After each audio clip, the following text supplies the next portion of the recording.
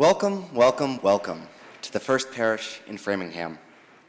We are a welcoming congregation, so whoever you are, whomever you love, wherever you are on life's journey, you are welcome here.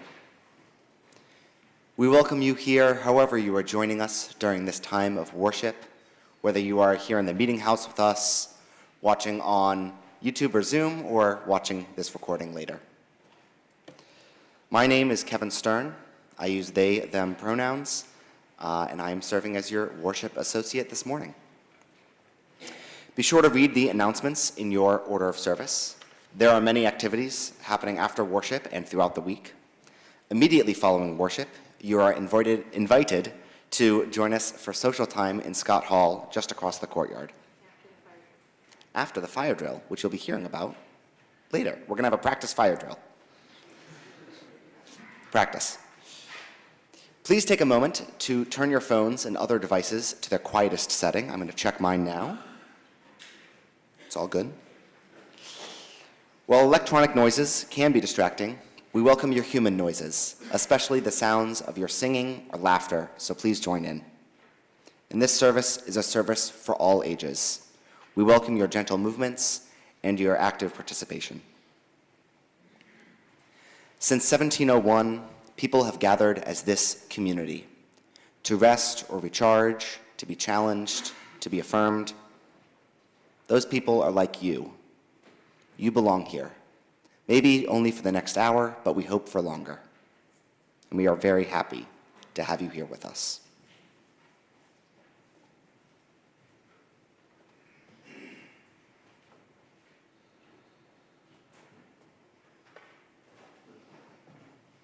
Come, enter into this space made holy by our presence.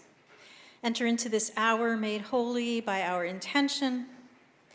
Enter in as we recommit ourselves to being in covenant with one another. Let us enter in and let us worship together.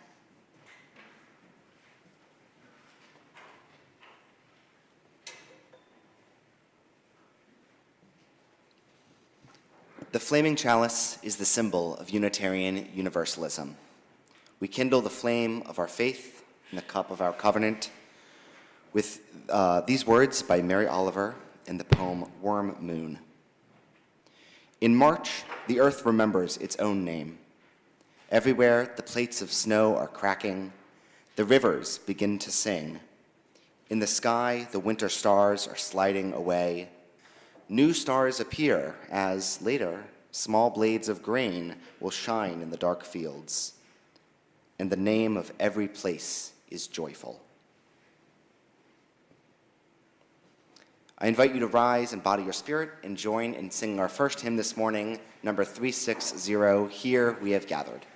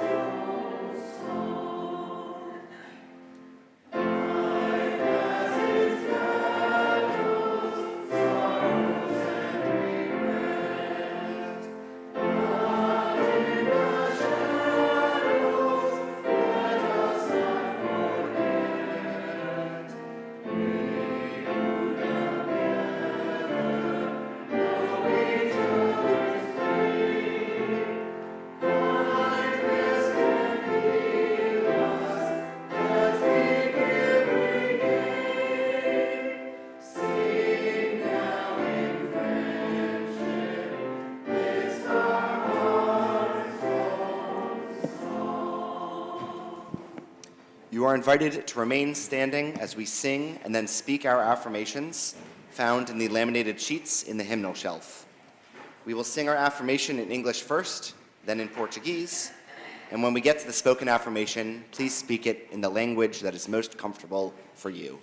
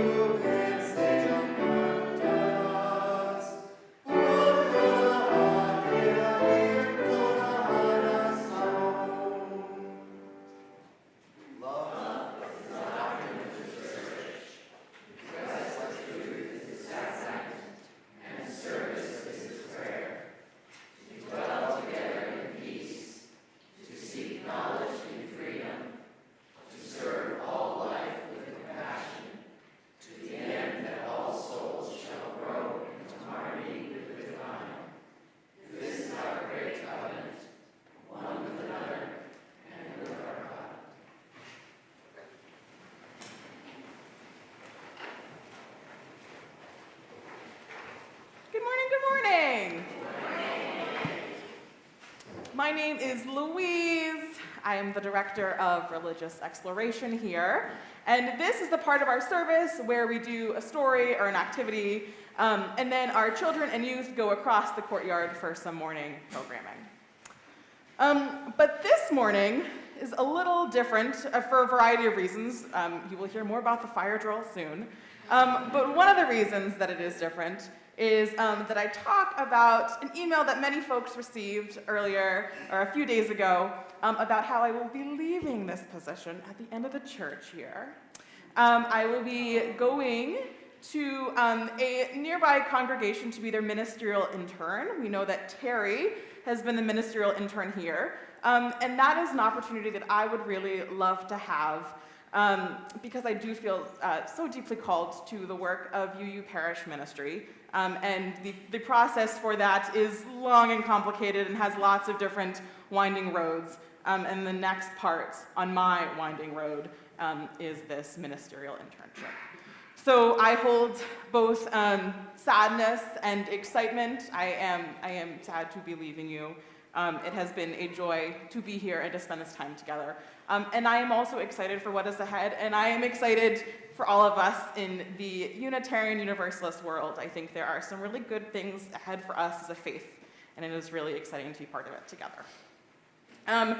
So, to process a little bit further, I wanted to talk about this cartoon by John McPherson that was on the bulletin board in my office when I arrived. And I think it is both funny and helpful. So it is a picture of a church meeting, and some folks are on the floor. They look really exhausted. Some people are slumped over this table. There is coffee spilled. It has clearly been a really, really, really rough church meeting. These people just look like they are completely at the end of their rope. They don't know what's going to happen. And at the bottom, kind of the punchline of this cartoon is, it says, "Then it's settled. We paint the Sunday school room blue." Which I don't know if our board friends may find relatable. I know that I have been in some of these meetings where we decide, okay, finally, after so many hours deliberating, what we will do. And so there were a few things from this. One of them is that I do not take for granted that decisions like this affect the community, and that there will be more decisions much bigger than what color to paint the church room in the future, or the Sunday school room in the future. That there are decisions about the next person to take this position, and decisions about where you would like your religious exploration program to go. And those are much bigger decisions, and if the small decisions can sometimes cause this level of conflict and tension and worry, then I know that big decisions definitely hold some really big weight. And what I also love about this cartoon is that we're making fun of ourselves and how we make decisions as Unitarian-Universalists and church folks. We love a committee. We love really intentional process, sometimes to a fault. Perhaps not every single decision has to go through quite this level of disagreement and process. And I also know that we are really, really intentional about how we do community together. And sometimes to a fault, and that's not to romanticize the whole process and say that being together is always super fun and easy, because it's just not always. And I know that our faith is about covenant and about our relationships, and that we are in it together, even when we are in 2-hour meetings about what to paint the Sunday school room. So I am so grateful to each of you, and I am excited for our next few months together. I think it's going to be springy, and I heard that temperatures in the 60s are coming. I'm excited to be outside and just have it be warm and fun and have a last good few months together. So that is my news, that is my cartoon. Perhaps I will take a picture and share this with folks, because I really love this cartoon. And I love just being in community together. So that is that. Thank you. So I invite us, as I often do, to take in a big breath, to wiggle out our bodies, and to know that we are always in this together. Sometimes it is hard, and sometimes it is easy, but we always, always have the gift of being in community. And now is the time when we sing our children and youth out. We have a little benediction sheet, the Reeves Children Benediction, that you should find in your pew.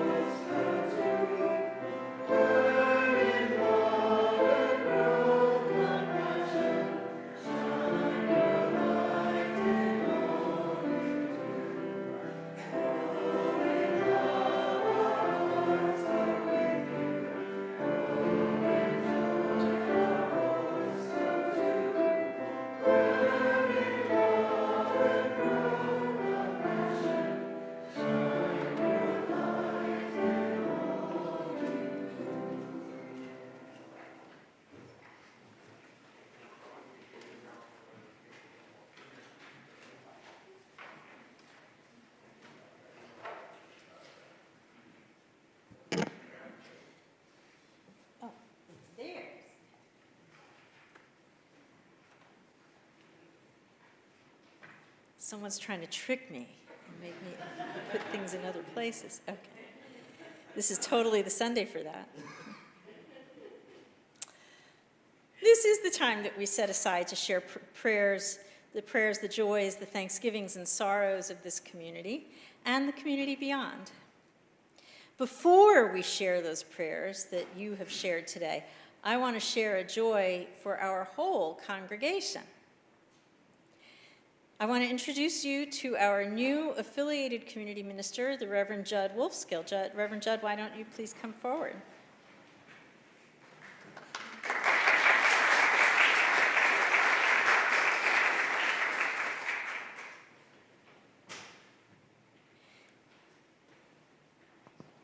Is this microphone? It is on here. So I have. Oh, Tom, can you? There we go. I'm on too now. Reverend Judd, meet First Parish. Good morning. Good morning. Will you be a faithful servant of First Parish in Framingham? Will you take on the role and responsibility of being an affiliated community minister in covenant with the congregation the staff, the Unitarian-Universalist Ministers Association, and the Unitarian-Universalist Association? If so, please say I will. I will.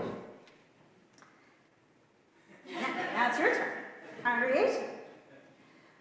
Will you give your support to Reverend Judd in his role as affiliated community minister? Will you recognize him as a minister of this congregation and remain in covenant with him? If so, say or type into the comments, "We will." We will. Reverend Judd, welcome to First Parish. Everyone will have a chance to meet Reverend Judd today at coffee hour, which is going to be, after the fire drill. Thank you.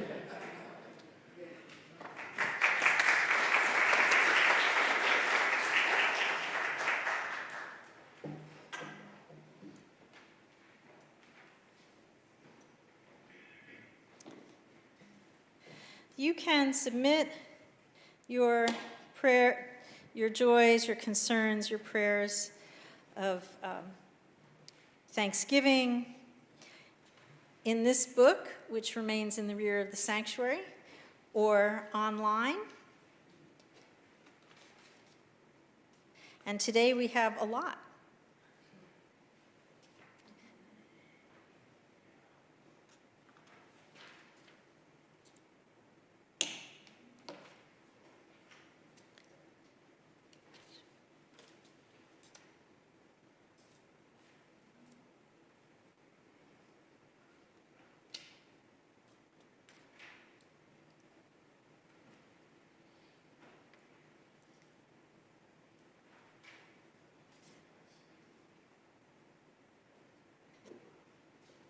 Okay, we have many prayers this morning.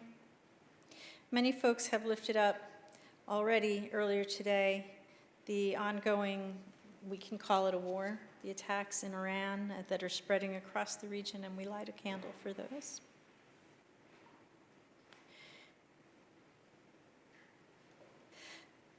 Robin H. shares, "I'm wearing the red hat of the Norwegian World War II resistance, Johnny Cash's Man in Black." Many of us have been knitting those hats, yes. Diane B. is thinking of the Coffee and Muffins group as they experience the loss of Dick Paul. They, like all of us, will miss his wisdom.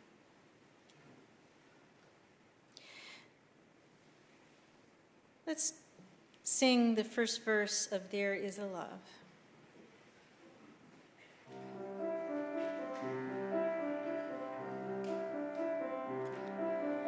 There is a love holding me. There is a love holding all that I love. There is a love holding all. I rest in this love. Friends, we have many joys and thanksgivings this morning. Patricia B. says, "Welcome to the world, granddaughter Stella, whose mom Diana was dedicated and grew up in First Parish."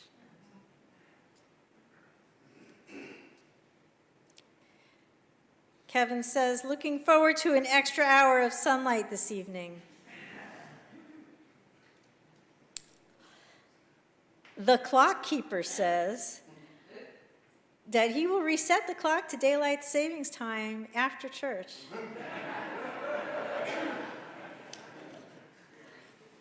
Nat N. shares, "I was accepted as a full-time student at Framingham State, and with a scholarship offer, I'm planning to major in math and minor in education." We could use more math teachers, yes? And Kathy M. shares, "Fabulous open mic last night. Thankful for all the great talent and enthusiastic audience." We give thanks for all of these. And let us sing. The words are in your order of service, by the way, the second verse of There Is a Love. There is a love holding us. There is a love holding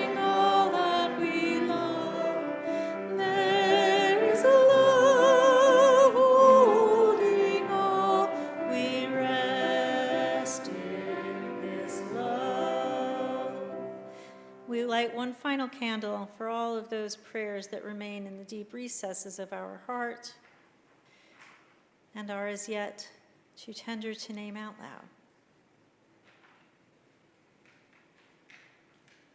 I invite you into a moment of silence.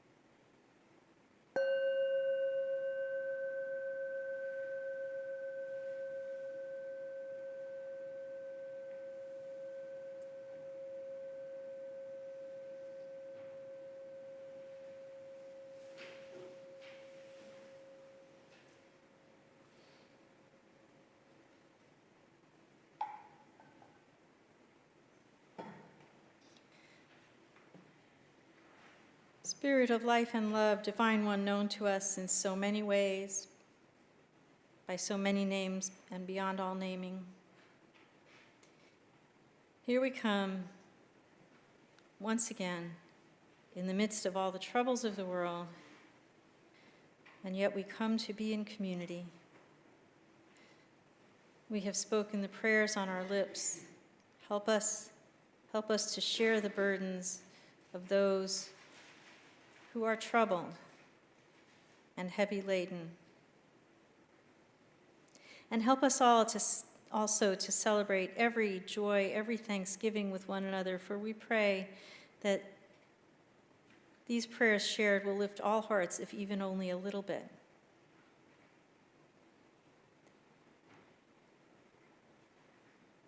Help us to remain connected in one another. Help us to remain in covenant with one another as we do the work of building the beloved community together. I pray in the name of all holy things. Amen. Let's sing There Is a Love one more time. There is a love holding us. There is a love holding all that we love. There is a love holding all. We rest in this love.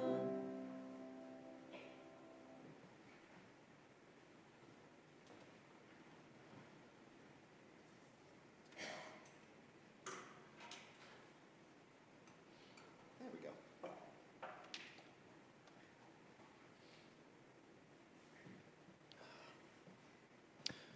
Our reading this morning is a poem by the Reverend Julian Jamaica Soto, as published in Unlocking the Power of Covenant, which is the Unitarian-Universalist Association's Commission on Appraisal report from 2021. Some people are used to keeping rules. Don't cross the street when the light is red. Only sensible. It turns out that keeping the rules isn't the same as keeping covenant, which asks us, instead of keeping a bright line, to keep our promises. To what have we promised ourselves? To this moment in time and place, to this community, and even, tenderly interconnected, this planet. We promise ourselves to the idea that we are each and all human beings. We promise that there is something moving between us that we cannot tame and cannot measure. The chalice is a reminder that what flame we keep inside us cannot light the way. The light must spill to shine. The thing you must be is yourself, unadulterated, shedding the willingness to journey alone as though you are made of something hard and unforgivable. You are human. You belong right here, right now, and together we will chase away the sickness, the secrets, and leave only the open possibility that the future is a space for growth.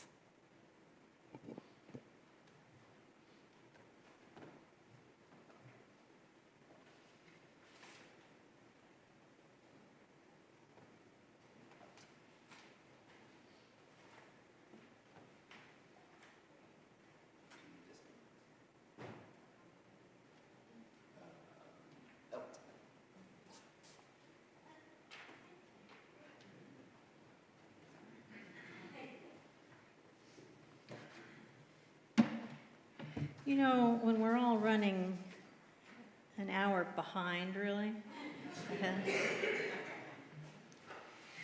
congratulations to all you hardy souls who made it here.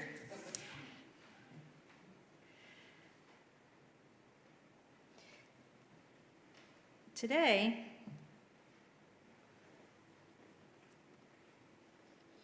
we're going to talk about covenant.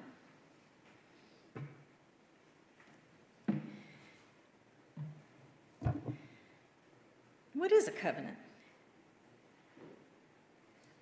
We say that word every Sunday, don't we? When we read our affirmation. A covenant, friends, is a holy contract. So I'm going to use God language. I know not everybody here believes in God, but substitute. You're really good at doing that translating, right? So you're going to do that translating of whatever is holy. So it's a holy contract. It's made between humans and God, or between humans and humans in the presence of God, the presence of the holy. So what does that mean? Well, it means a lot of things. It means that we can break covenant, and we do fall out of covenant, but what happens when we do? If we break covenant with the divine, does the divine just say, that's it, I'm done with you? No. If we break a contract with a plumber, the plumber hasn't delivered what the plumber promised to deliver, we're done, right? We're done. We don't have anything more to do with that plumber. We might even take the plumber to court, or the plumber might take us to court if the plumber did the work and we didn't pay him, right? But a covenant isn't like that kind of contract. A covenant, again, is a holy contract, a holy promise. So when we break covenant, when we fall out of covenant with one another, we work very hard to restore that relationship, to call ourselves back in. Covenant is very much about relationship.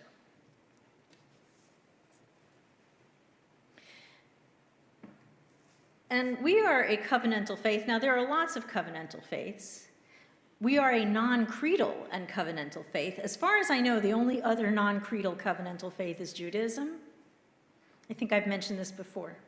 You don't have to believe anything, but you have to just abide by the covenant, which are the 613 commandments. Yeah, did you knew there were 613? Who knew that? Some of you knew? Yeah. That's abiding by covenant. Our first covenant was the Cambridge platform. And I would not be a bit surprised, no, I would be surprised if First Parish was on a signatory, because it's from 1648. So that was a few years before First Parish showed up on the scene. But there might have been people who were from those even earlier churches who became founding members of First Parish. The Cambridge platform was from the gathered churches of the Massachusetts Bay Colony, so a lot of the churches in this area, yeah? And they were the Puritans who came over at that time, and they were very anti-creedal. Well, no, they weren't anti-creedal. They were very anti-hierarchy. They were very congregational in their polity, and so they put together this Cambridge platform, which is a covenant, that talked about how they were going to be churches with one another. How they were going to be in covenant, how they were going to be in relationship with one another. And then it goes on also to talk about particulars about membership and such. Those were the proto-Unitarians and the proto-Congregationalists. Those churches eventually either became Unitarian or Congregationalists, which is now UCC, and Unitarians are now Unitarian-Universalists, right? Because we merged with the Unitarians and the Universalists merged in, who knows, 1961. Okay. In this parish, we merged in what year? We merged. The Unitarians and the Universalists merged here into one church in 1960. Oh, they said, yeah. Anyway, what does it mean to be a covenantal faith, especially for those of us who are non-creedal, who say that we don't have to believe in anything? It means that the covenant becomes prime. We must live by that holy agreement. We must hold ourselves accountable and hold ourselves mutually accountable as well to what we promise to one another. So I'm sure you've all read Unlocking the Power of Covenant, the last UUA Commission on Appraisal report. Yeah? Yeah? No? Oh my goodness. Listen, I highly recommend it, not just because I'm one of the co-authors. I was one of the commissioners who wrote this report. The last Commission on Appraisal report is all about covenant, and I'm leaning into this a bit today.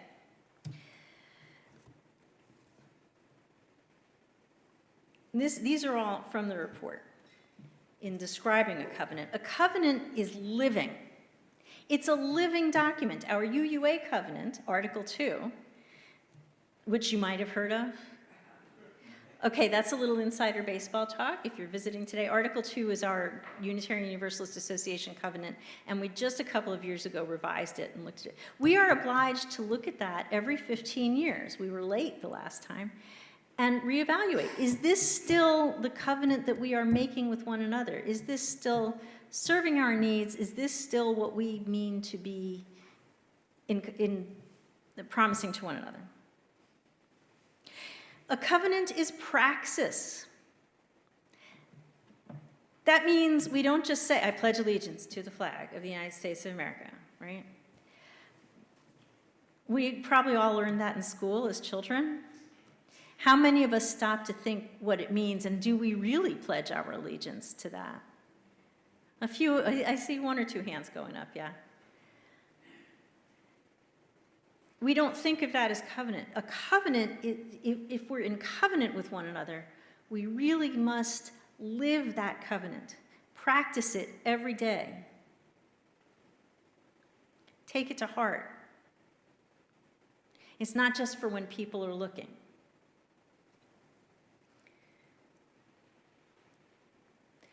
You know, I'm a chaplain in the Civil Air Patrol, and the Civil Air Patrol has 4 core values, and one of them is integrity. Integrity means, you know, how you behave, who you are when nobody's looking is one way to look at that, and that's what praxis of covenant is. Do we take that to heart and practice it all the time? A covenant is powerful ritual. And this is a religious institution. We practice ritual here all the time, yes? And one of the rituals we have in this congregation is to say out loud our congregational covenant every Sunday. Yeah? We call it an affirmation, I'll get to that, but it's a covenant. It is our covenant. The word covenant is right in it. A covenant is embodied. Embodied means we take it in. It's part of who we are. Are you a Unitarian-Universalist every hour of every day? Every one of you?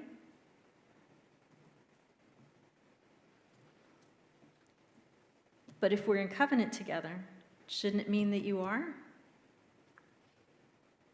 If this is your faith home, if this is truly your core values, this is your faith, everything you do should be through that lens. Now, that's not the same as saying I only belong to a church basketball league and I only listen to church music. That's not what that means. You know the people I'm talking about, right? But embodying it means I strive to always behave in everything I do. It's to live out this covenant. It's in my body. It's in my bones. And we live it out in the world. We show people what this covenant is by our actions, not just by our words. That's what it means to be embodied. So what's our covenant? Well, our UUA covenant, I hope you know that maybe not all the language of it, but if I said we hold love at the center and then we have jet pig, say it with me. Now, if you don't know, so you can listen to everybody, jet pig, justice, equity, transformation, pluralism, interconnectedness, interdependence, I do that every time, interdependence, and generosity. Thank you for correcting me. Kevin just called me right back into covenant there. Our first parish covenant, love is the doctrine of this church. The quest of truth is its sacrament, and service is its prayer. To dwell together in peace, to seek knowledge and freedom, to serve all life with compassion to the end that all souls shall grow into harmony with the divine. This is our great covenant, one with another and with our God. And I know that that's been massaged from time to time. In fact, I have to read it because it doesn't originate in First Parish, and many congregations use a version of this, and I have to read it every time because I get confused because I've served other churches that have used versions of this. Does that make sense? Yeah. And since it's living, we should look at it from time to time. Is this still our great covenant? Do we mean this?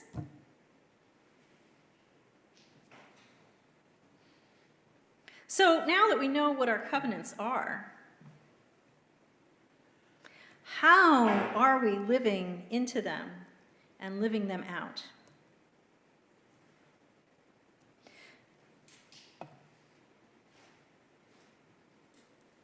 You know,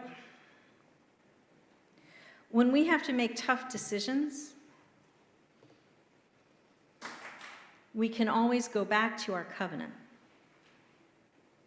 and say, is this truly in line with my values? Is this decision truly in line with what I have promised? With what I have promised to my congregation and to the UUA?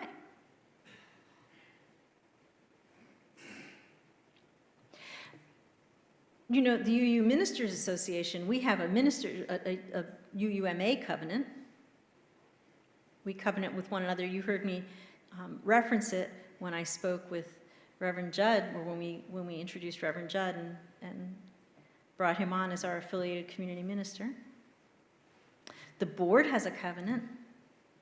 Lots of teams and classrooms often have covenants, and I think they do here, right? So in every space and in every way, how are we living that out? So I'm going to ask you, what's one thing, think about this, you can share with each other in coffee hour. What's one thing that you're doing that you can name, one way that you live out your first parish covenant? What's one way that you live out our UUA covenant? Consider it.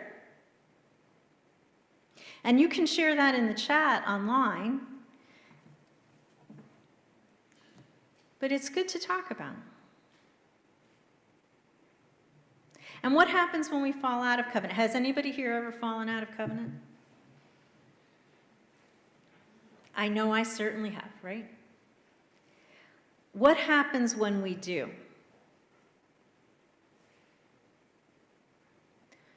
Well, we can call ourselves back. It depends on how far we've stepped out and if anyone was harmed in the process or not. We can say, I shouldn't have done that thing, or I should have done that thing I didn't do. I'm going to do better next time. Nobody was harmed. The only person who knows is me. I'll do better next time. Maybe we didn't realize a thing we did was out of covenant. Have you ever said to somebody else, I feel like this was out of covenant? Or has anybody ever said that to you? I feel like this was out of covenant? That's what it means to hold each other mutually accountable. We can call ourselves back in.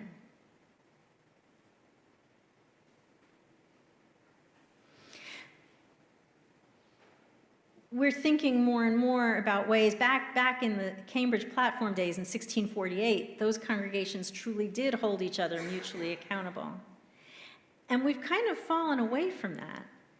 And some of us have been thinking more and more in recent years about how we as congregations can hold each other mutually accountable. Does that sound a little scary? I mean, we're not just going to take a busload and go over to Sudbury. I'm only picking Sudbury because it's close, right? This is not, right, there's no, and say, hey, that was out of, or Sudbury's not going to bring a bus of folks over here and say, hey, First Parish, that thing you did, it was out of covenant with us, right? But what are the ways that we can hold each other mutually accountable? What are the spaces? How can we do that in these times? The UUA as a whole, and when I say the UUA, who's the UUA? All of us. That's right. We're an association of congregations. But the administrative structure of the UUA is looking at ways of being a little stronger in this regard. We ministers, am I right, Rev Jub? We hold ourselves mutually accountable, is that right? Yes, we do. You can be out of covenant with the UUMA, and the UUMA will let you know. And the UUMA being all of us ministers. So how can we hold ourselves mutually accountable? Mutual accountability isn't, I get to go around and tell everybody else what you're doing wrong. You know, it's not the church lady who says, oh, I'm telling you this in love, honey. Well, I know you're not now, right? Right? Mutual accountability is hard work and should feel like hard work. But are we up for hard work? Are we? Can we do hard things? Yes. Yeah, we can. Why can we do hard things? Because we're in covenant together and we care for one another, because ultimately, a holy promise means we really care about one another and we're in this together. Are we in this together? Yes. Are you here for one another? Yes. Are you ready to recommit to the covenants? Yes. Amen, friends, and namaste. And I invite you to rise in body or spirit and join in singing our hymn, next hymn, number 113, Where is Our Holy Church?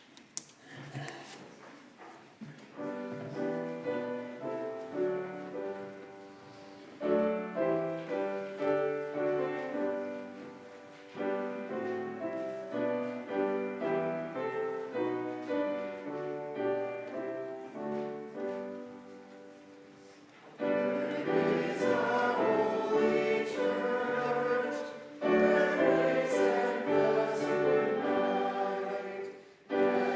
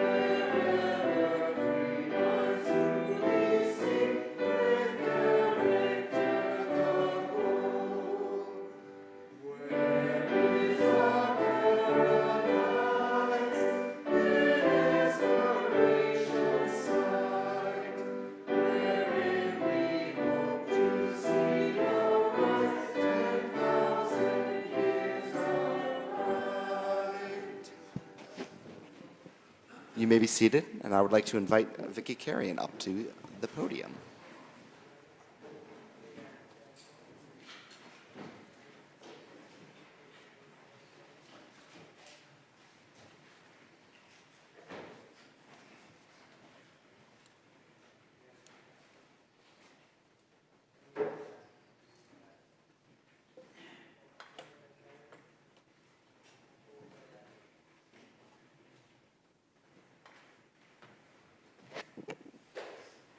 I'm not as tall as Kevin. I'm Vicki Carrion. I've been a member here for the past 34 years. I was looking for a spiritual home for my son and myself. It was overall a great experience for my son, opening his mind to spiritual direction. I also joined the choir soon after I joined, which gave me a creative outlet and a safe place to feel accepted. I really did find my tribe there. I've been in the choir for 30-something years. As time went on, I got involved in all kinds of activities, participating in pies and the auction. Sometime in the early 2000s, I was asked to join the Board of Assessor as a representative for the music programs. I think I was told, oh, it's just one meeting a month. Okay. This was actually a big turning point for me. I ended up being asked to be chair of the board for the second year. I had no idea if I could do that. It was a leadership position was really for me, I didn't know. Fortunately, our interim minister was so very kind and helpful as I stumbled through that very difficult year. But it also seemed to unlock something inside me and help me recognize myself as capable of leading with integrity. This feeling of leadership competence carried into my professional life as well. I was pretty surprised. I never really saw myself that way. Time has gone on. My involvement has spread all over, doing various fundraising and community building events.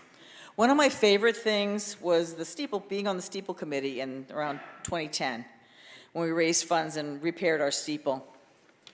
It was a really great committee, focused on the task, and we had great results. I enjoyed that a lot. I can't say that about all the committees I've been on, but I can say that about that committee. My involvement with First Parish and our community has made a huge impact on my life. I gained a creative outlet, leadership experience, and amazing friends. I'm especially proud of First Parish's work in social action, and I'm going to continue to spearhead the produce project at Framingham State, a real tangible way to help young people in need in our community, and that'll start again in May. Stay tuned. The connections I've made here will be lifelong. So we know that social connections can prevent loneliness and isolation, and I hope to have a happy last one-third of my life in covenant and connection with you all. I doubt I will have done any of these things without belonging to First Parish. I give as generously as I can so we can continue our work spreading the message of liberal religion and inclusion and trying to make the world a better place. And I invite you all to join me.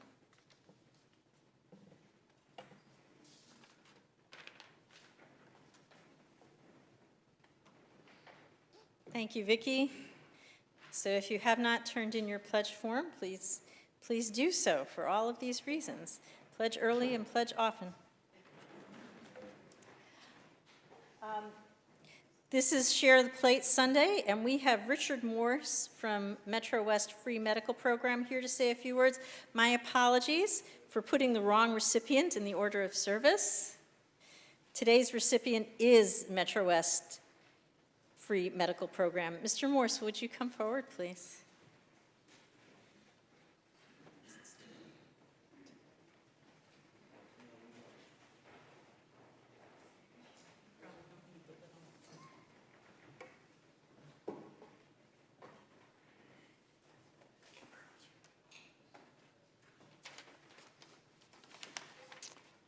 Good morning.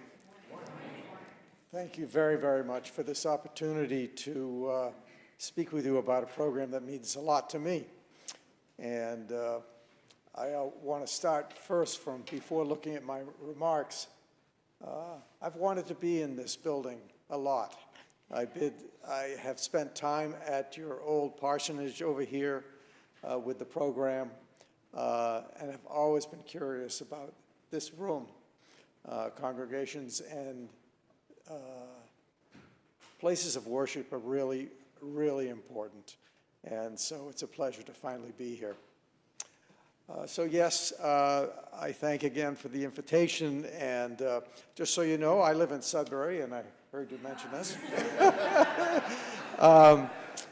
But I retired a few years ago in 2017, and I was looking for something to do, and I had already been volunteering a little bit at Metro West Free Medical Program, and I've gotten much, much more involved since then. It's a great program. I'm now on the board of directors, and I've been doing that since 2017.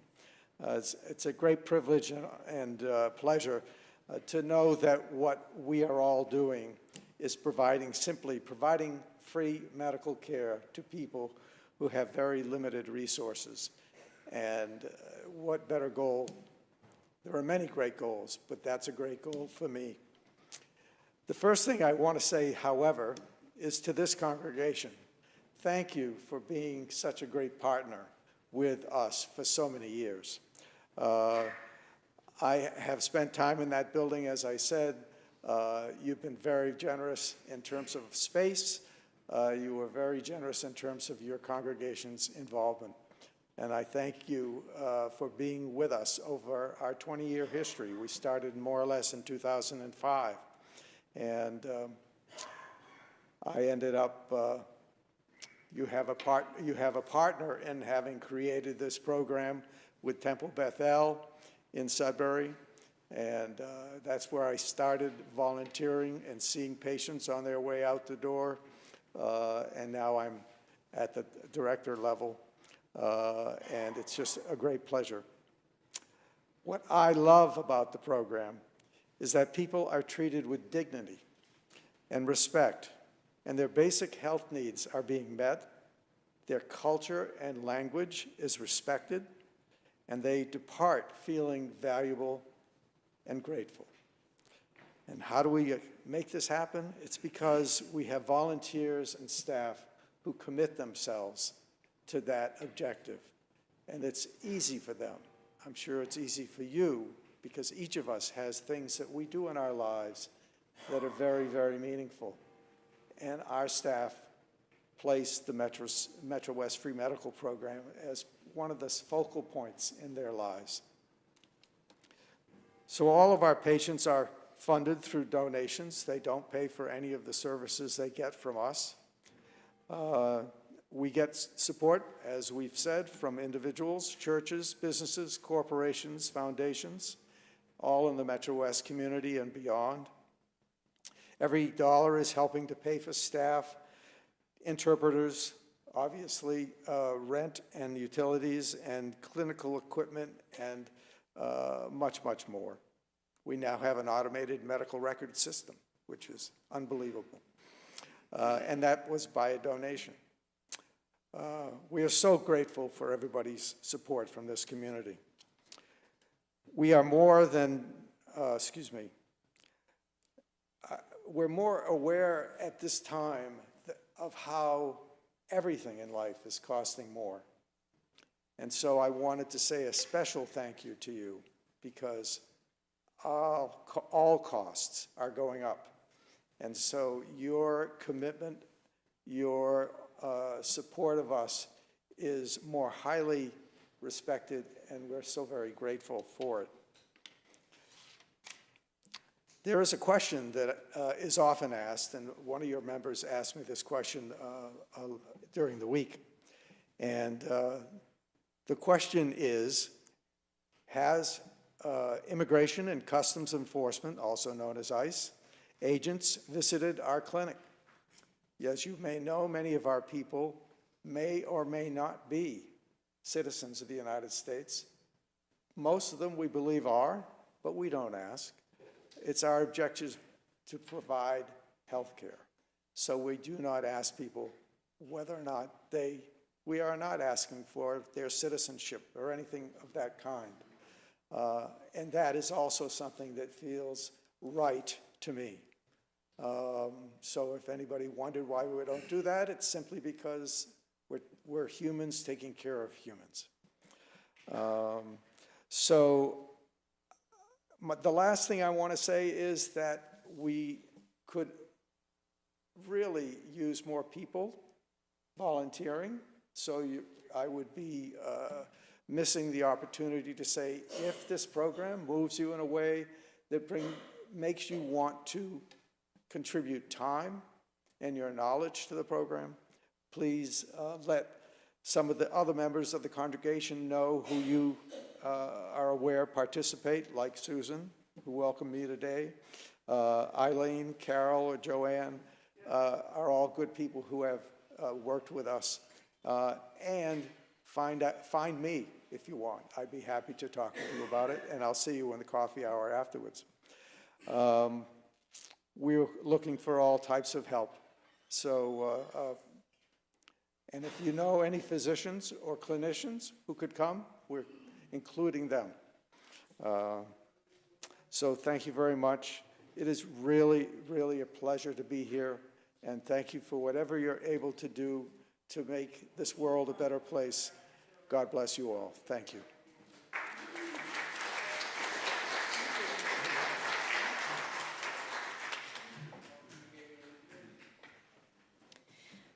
Stewardship of our congregation and the community beyond is also a spiritual practice. Generosity is one of our values in our UUA covenant, yes?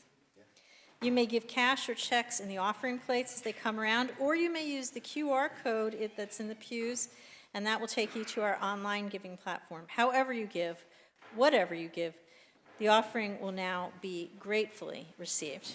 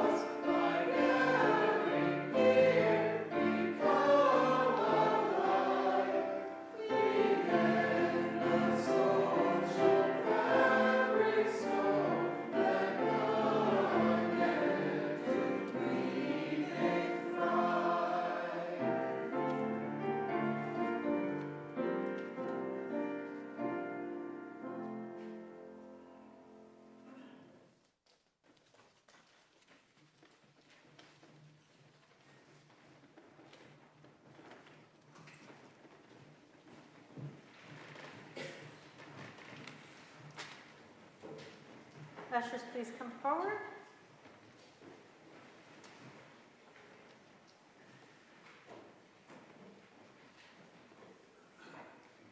I invite you to join me in dedicating the offering. The words are in your order of service.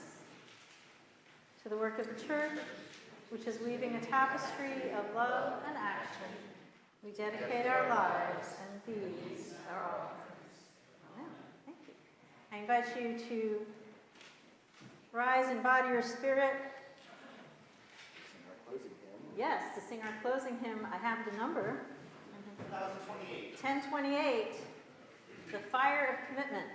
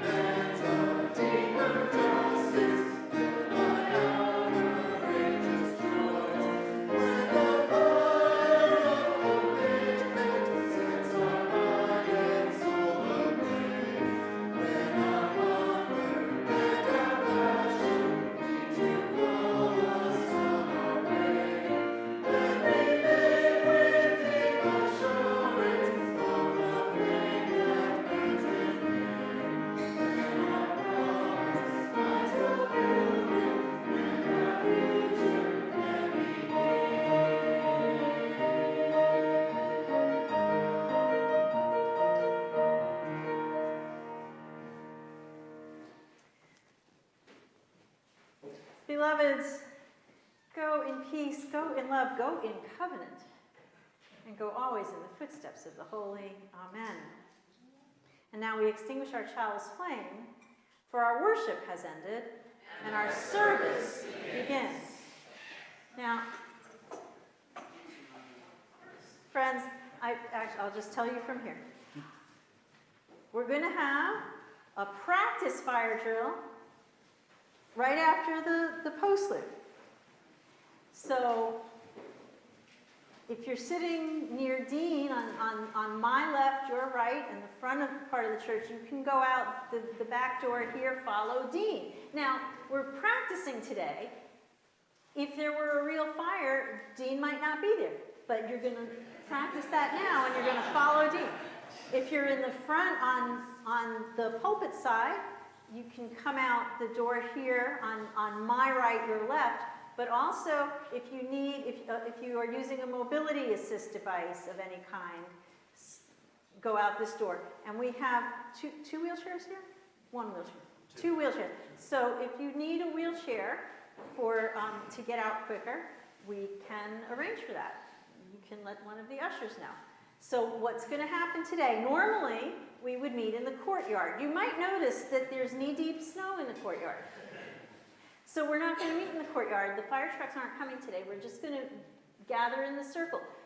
The important thing is don't just go out and go to your car and leave, because we need to keep track of people and count, right? So if there were a real fire and you got in your car and left and nobody knew that, we might be risking a fireman's life to come in and look for you and you're already at home sipping coffee, right? So we're going to meet together, and then you can either come, once everybody's out, we'll give you all clear and you can head right to coffee hour, or if you need to come back in here to grab something, that's fine too. But that's what we're going to do today. Next week, the fire department's going to be here. And they told us to do a dry run today. So next week, there will actually be the fire alarm will get, like, I think will sound. So you know, but we're going to practice today, and we're going to see if there are any kinks that we need to get out, if there's anything that could have gone better, and then we'll practice again next week. We practice just like we buy insurance, not hoping that we're going to need it, but just in case, right? So we're going to listen to the postlude, and Kevin and I are not going to recess to the back of the church. We're going to go out the doors up here. And then on your way out, don't stop to shake my hand. It's a fire drill. We can greet. we can talk in coffee hour later, right? Can you shake Dean's hand? After you get outside. Oh yes, I'm sorry. If you're close, right. So like if you're in the front of the church, the front half, so you look just like on an airplane. Find the exit closest to you. You can, right? And keeping in mind it may be behind you. So if you're in the rear of the church, the closest exit is probably in the back. So you're going to use those doors. And we're still going to meet in the traffic circle-y place, and then go on our way. Yes, Russ? We'll take care of that. If there were a real fire, we wouldn't be worrying about it. We wouldn't stop to put them out. We'll take care of that. Maybe we'll do that during the postlude, okay? Are we all set? Are you ready for the post? Sit down and enjoy the postlude, and then we're going to go. Let's.